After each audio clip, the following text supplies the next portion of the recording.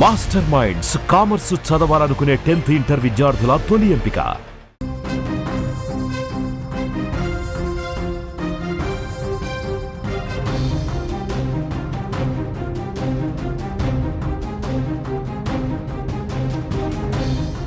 War zone breaking news అందుతోంది. Trump మాటను Iran అస్సలు లెక్క చేయటం లేదు. మళ్ళీ ఇజ్రాయెల్ మీద దాడులు కొనసాగిస్తూనే ఉంది. ట్రంప్ సీజ్ ఫైర్ ప్రకటన చేసిన కొద్ది నిమిషాలకే ఇజ్రాయెల్పై క్షిపణులు పంపించేసింది ఇరాన్. టెల్ అవీవ్ లక్ష్యంగా దాడులు చేస్తోంది. జెరూసలేం, బీర్షాబా ప్రాంతాల్లో అటాక్ చేస్తోంది. బీర్బాలోని ఓ భవనం ధ్వంసమైంది. 3 చనిపోయారు. అక్కడ కొంతమంది గాయాలు కూడా ఉన్నట్టు తెలుస్తోంది. కొందరి పరిస్థితి విషమంగా ఉన్నట్లు సమాచారం వస్తోంది. ఇప్పటి వరకు ఇరాన్ 6 క్షిపణి ప్రయోగాలు చేసింది. ఇక ఇజ్రాయెల్ కూడా కౌంటర్ అటాక్ దిగుతున్నటువంటి పరిస్థితి మనకు కనిపిస్తోంది. ఇరాన్ ఇజ్రాయెల్ వార్కు సంబంధించి ఎక్కడా కూడా వెనక్కి తగ్గటం లేదు.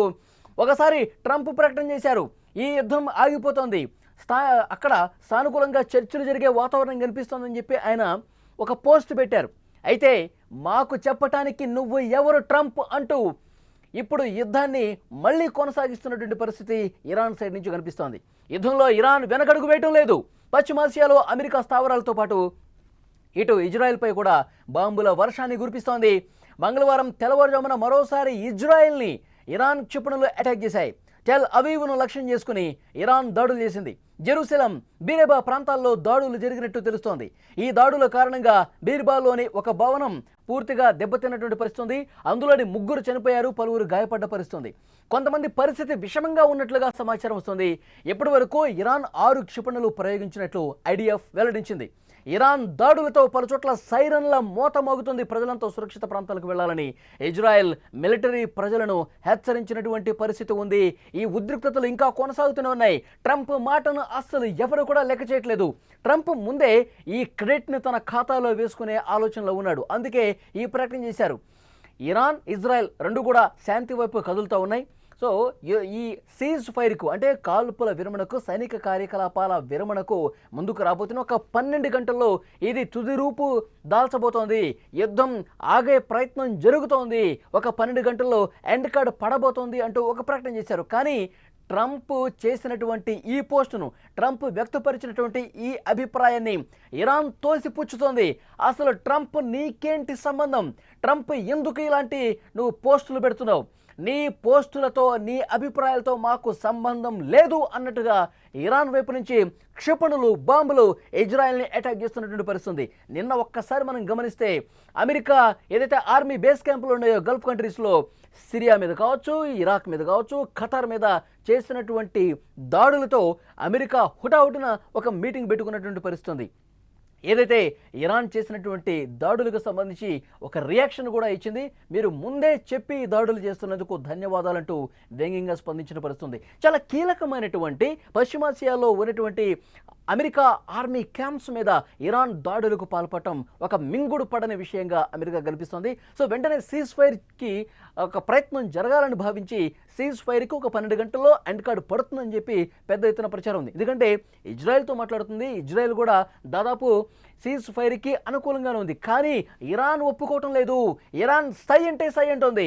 ఎస్, మాకు నష్టం జరిగింది, తీవ్ర నష్టాన్ని ఎంతో కొంత మేము పూడ్చుకోవాలి, మా దేశం యొక్క సమగ్రతను, మా దేశం యొక్క సార్వభౌమాధికారం మీద మీరు దెబ్బ కొట్టారు, ఆ దెబ్బకి దెబ్బ కొట్టాల్సిందే అంటూ ఇరాన్ మాట్లాడుతున్నటువంటి పరిస్థితి. ఒకసారి మనం 1-2 రోజులు ముందుకు వెళ్తే ఆదివారం రోజు ఇస్ఫహాన్, నతాంజ్, ఫోర్డో అణు కేంద్రాల మీద అమెరికా B-2 బాంబర్లతో ఆపరేషన్ మిడ్ నైట్ హ్యామర్ పేరుతో దాడులు చేసి ఇరాన్లోని కీలక స్థావరాలు నేలమట్టం చేసింది. ఈ నేపథ్యంలో పశ్చిమాసియాలో వివిధ దేశాల్లో ఉన్న అమెరికా సైనిక స్థావరాల మీద దాడులు చేస్తామని ఇరాన్ హెచ్చరించింది. చెప్పింది చెప్పినట్టుగా యుఎస్ ఆర్మీ బేసుల మీద ఇజ్రాయెల్ సోమవారం సాయంత్రం నుంచి ఇరాన్ అనేది దాడులు చేసుకుంటూ పోతోంది. ఖతార్ రాజధాని దోహా శివారులో ఉన్న అల్ ఉదీద్ ఎయిర్ బేస్ మీద ఇరాన్ క్షిపణులతో దాడులు చేసింది. ఇరాక్ రాజధాని బాగ్దాద్ అంతటా పేలుళ్ల వర్షం కురిసింది. బాగ్దాద్కు ఉత్తరాన ఉన్న యుఎస్ సైనిక స్థావరమైన క్యాంపు తాజీని కూడా లక్ష్యం చేసుకుని ఇరాన్ డ్రోన్లతో చెలరేగింది. ఇందులో ఎటువంటి ప్రాణ నష్టం జరగలేదు. కానీ డ్రోన్ సైనిక స్థావరంలోని రాడార్ వ్యవస్థను ఢీకొట్టిందని, సైనిక స్థావరం డిస్ట్రాయ్ అయిందని ఏఎఫ్పి తెలిపినటువంటి పరిస్థితి ఉంది. మొత్తానికి ఈ దాడులన్నీ ఒక్కసారి చూస్తే డొనాల్డ్ ట్రంప్ను కనీసం కూడా పట్టించుకోవట్లేదు ఇరాన్.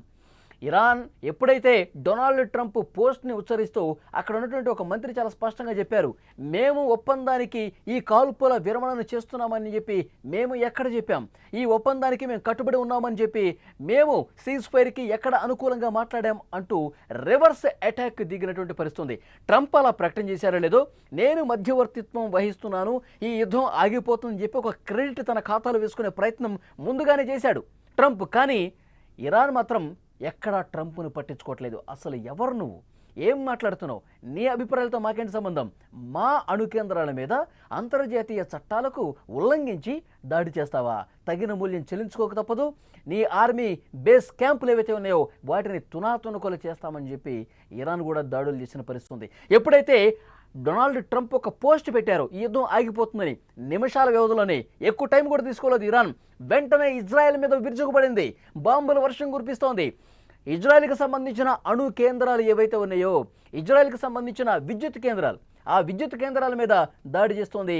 విద్యుత్ కేంద్రాలు ధ్వంసం కావడంతో ఇజ్రాయెల్లో చీకట్లో అలుముకున్నాయి.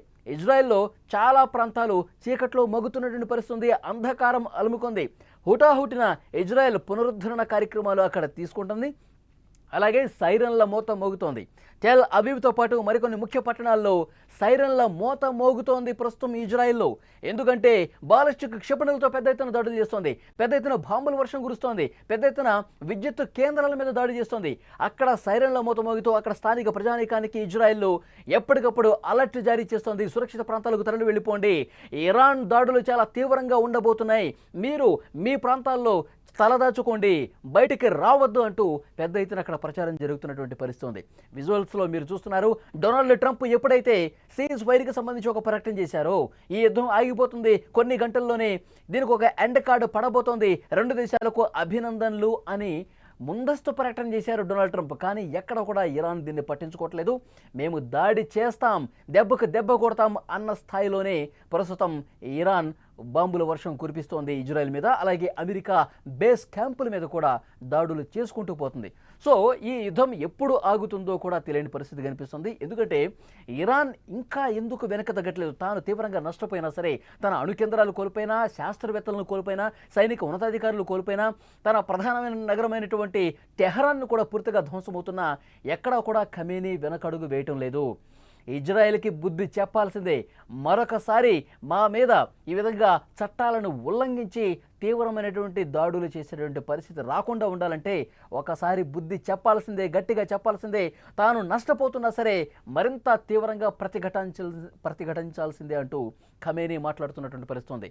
సో ప్రస్తుతం ఖమేనీ ఒక రహస్య ప్రాంతంలో ఉన్నారు, బంకర్లో ఉన్నారు, ఎక్కడున్నారో కూడా తెలియట్లేదు, అక్కడ సిగ్నల్స్ లేవు, సాంకేతిక పరిజ్ఞానం కూడా దొరకనటువంటి అతి లోతైనటువంటి బంకర్లో ఖమేనీ ఉండి తన సైనిక ఉన్నతాధికారులకు ఎవరైతే ఈ వ్యూహాత్మకమైనటువంటి ఆపరేషన్స్ చేస్తారో అధికారులు వాళ్ళకి డైరెక్షన్ ఇస్తా ఉన్నారు. అమెరికా బేస్ క్యాంపుల మీద దాడి చేయమని చెప్పి డైరెక్షన్ ఖమేనీ వెంటనే ఇచ్చారు. ఎందుకంటే ఎప్పుడైతే ఆదివారం రోజు అణు కేంద్రాలు ధ్వంసమయ్యాయో అప్పుడే ఖమేనీ చాలా స్పష్టంగా చెప్పారు, అమెరికా బేస్ క్యాంపులు ఇరాక్లో కావచ్చు, ఖతార్లో కావచ్చు, మిగతా ఏదైతే గల్ఫ్ కంట్రీస్లో అమెరికా బేస్ క్యాంపులు ఉన్నాయో వాటిని తునాతునకులు చేయండి, అమెరికాకి మనం ఒక స్ట్రాంగ్ వార్నింగ్ పంపించాల్సినటువంటి అవసరం ఉందని చెప్పి బంకర్ నుంచే ఖమేనీ ఒక డైరెక్షన్ ఇచ్చినటువంటి పరిస్థితి ఉంది. దానికి అనుగుణంగా ప్రస్తుతం దాడులు జరుగుతూ ఉన్నాయి. సో 13 రోజులుగా చాలా బీభత్సమైనటువంటి భయానకమైనటువంటి వాతావరణంలో ఈ దాడులు కొనసాగుతున్నట్టు పరిస్థితుంది.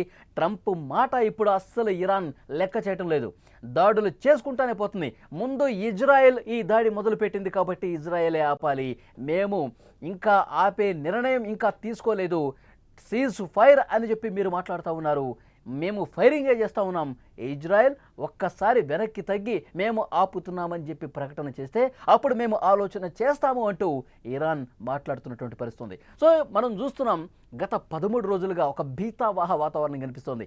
ఎప్పుడైతే అమెరికా ఎంటర్ అయిందో మాటలకే పరిమితమైనటువంటి అమెరికా ఒక్కసారిగా రంగంలోకి దిగింది.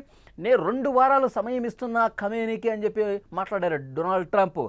అట్లా మాట్లాడిన తర్వాత ఒక 2 గంటల్లోనే పూర్తిగా యూటర్న్ తీసుకొని అణు కేంద్రాల మీద దాడికి తెగబడ్డ పరిస్థితుంది.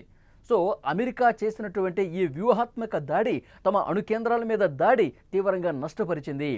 మా దేశం యొక్క సమగ్రతను, సార్వభౌమాధికారం మీద దెబ్బ కొడితే మేము చూస్తూ ఊరుకోము.